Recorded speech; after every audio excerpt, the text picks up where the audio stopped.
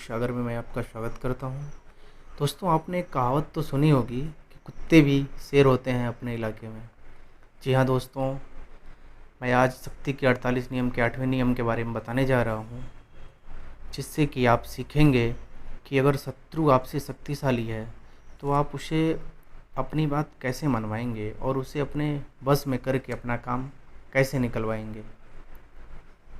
दोस्तों, आप जानते हैं कि भालू कितना शक्तिशाली जानवर है। दोस्तों, भालू का शिकार करने वाला शिकारी भालू को कैसे पकड़ता है? क्योंकि भालू अगर जान गया कि कोई हमारा पीछा कर रहा है तो वह इतना तेज़ दौड़ता है कि उसका पकड़ना तो मुश्किल ही है। और दोस्तों, अगर कोई उसे पकड़ भी ले तो वह इतना हिंसक हो जाएगा कि वह शिकारी पर ही हमला कर देगा और उसे घायल कर देगा।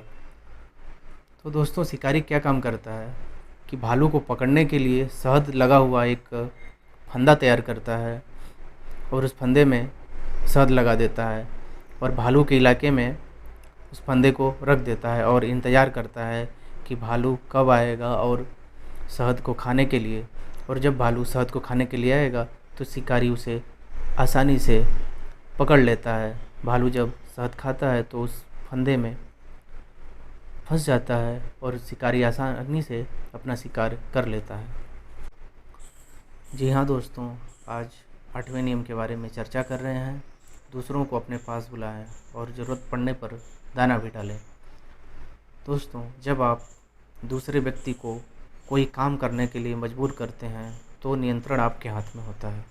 हमेशा ज़्यादा अच्छा यही होता है कि आपका विरोधी आपके पास आए और इस प्रक्रिया में अपनी योजनाएं छोड़ दें। बहुत बड़ा प्रलोभन देकर उसे ललचाएं, फिर उस पर हमला कर दें। तुरुप के सारे पत्ते आपके पास होते हैं, आप जो चाहे वो कर सकते हैं।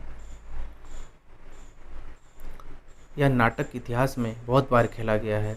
कोई आक्रामक लीडर बहुत से साहसिक कदम उठाता है जिससे वह बहुत शक्तिशाली बन जाता है। कुछ समय बाद वह शक्ति के शिखर पर पहुंच जाता है, लेकिन इसके कुछ समय बाद ही हर चीज़ उसके खिलाफ होने लगती है। उसके असंख्य दुश्मन आपस में गठबंधन कर लेते हैं। अपनी शक्ति को बनाए रखने की कोशिश में वह हर दिशा से लड़ता है, जिससे वह थक जाता है और अंततः उसका पतन हो जाता है।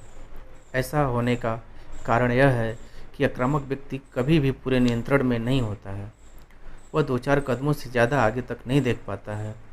वह अपने साहसिक कार्यों के परिणाम को नहीं देख पाता है, क्योंकि उसे हमेशा अपने शत्रुओं के कदम और अपने जल्दीबाजी के कामों पर प्रतिक्रिया करनी पड़ती है। इसलिए उसकी आक्रामक ऊर्जा ही उसकी दुश्मन बन जाती है।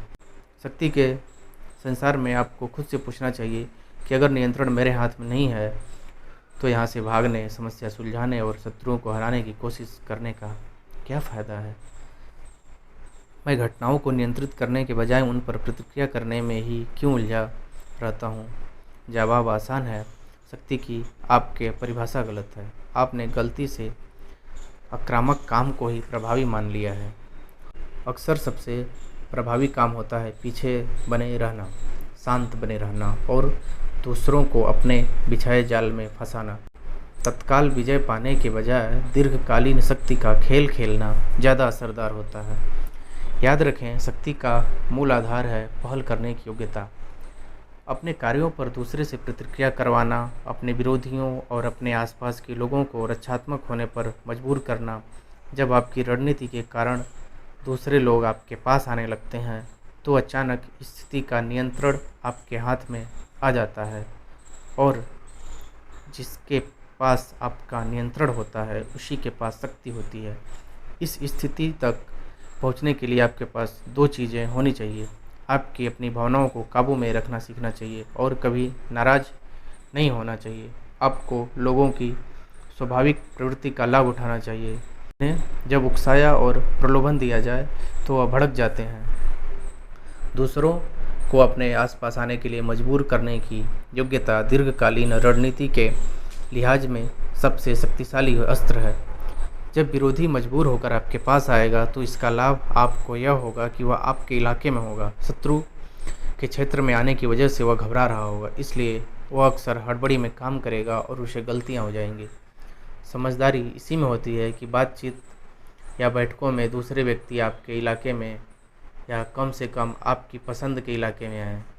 इस तरह से आप जाने पहचाने माहौल में होते हैं, जबकि सामने वाला अनजान माहौल में होता है और उसे मजबूरन रक्षात्मक बनना पड़ता है। स्वार्थ साधन एक खतरनाक खेल है।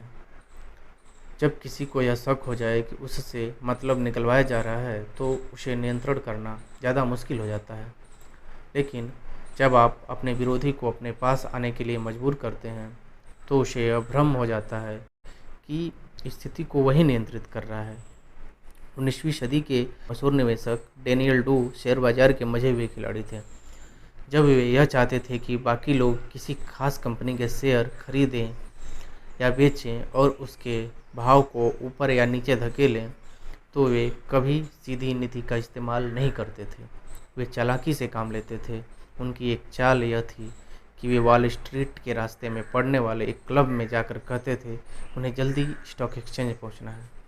फिर वे अपने पसीना पोंछने के लिए लाल रुमाल निकालते थे। इस रुमाल से एक कागज़ गिरता था, लेकिन उसके गिरने पर वो ध्यान नहीं देते थे। क्लब के सदस्य हमेशा डू के कदमों को भांपने की कोशिश करते थे, इसलिए उनके जाने के बाद वे तुरंत लपक कर उस कागज़ को उठा लेते थे।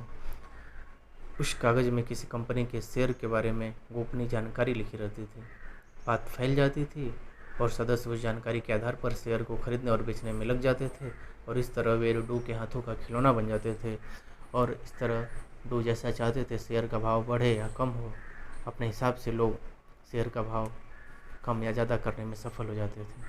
दोस्तों, हर चीज़ इस बात पर निर्भर करती है कि आप जो दाना डाल रहे हैं वो कितना मीठा है, कितना आकर्षक है, जिससे कि लोग, आपके दुश्मन, जल्दी ही आपकी इच्छाओं और भावनाओं की उलझन में फंस जाएं और उन्हें यह सच्चाई दिखाई ना दे कि आप उन्हें अपने मतलब के लिए इस्तेमाल कर रहे हैं।